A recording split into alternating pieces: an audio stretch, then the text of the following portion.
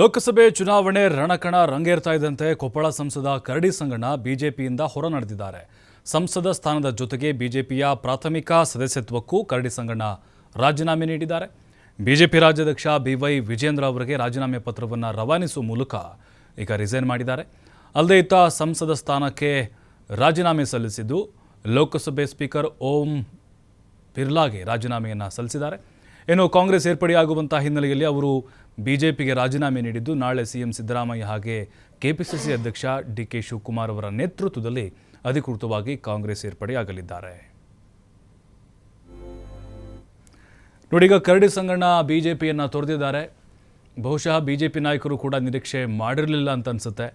ಬೆಂಗಳೂರಿಗೆ ಕರೆದು ಅವ್ರ ಜೊತೆಗೆ ಮಾತುಕತೆ ನಡೆಸಿ ಪಕ್ಷದಲ್ಲೇ ಉಳಿಸಿಕೊಳ್ಳುವಂಥ ಶತಪ್ರಯತ್ನವನ್ನು ಮಾಡಿದರು. ಆದರೆ ಕರಡಿ ಸಂಗಣ್ಣ ಕೊನೆಗೂ ತಮ್ಮ ನಿರ್ಧಾರವನ್ನು ತೆಗೆದುಕೊಂಡೇ ಬಿಟ್ಟರು.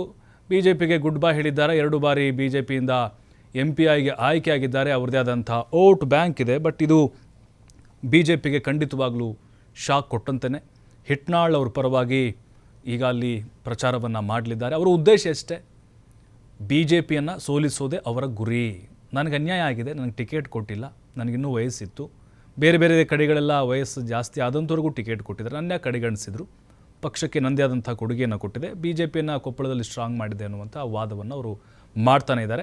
ಆರಂಭದಲ್ಲಿ ಅವರಿಗೆ ಟಿಕೆಟ್ ಕೈ ತಪ್ಪಿದಂಥ ಸಂದರ್ಭದಲ್ಲಿ ಬಿಜೆಪಿ ಹೈಕಮಾಂಡ್ ನಾಯಕರು ಸೌಜನ್ಯಕ್ಕೂ ಅವ್ರನ್ನ ಮಾತಾಡಿಸಿರಲಿಲ್ಲ. ಇದು ಕೂಡ ಅವರ ಆಕ್ರೋಶಕ್ಕೆ, ಅಸಮಾಧಾನಕ್ಕೆ ಕಾರಣ ಆಗಿತ್ತು.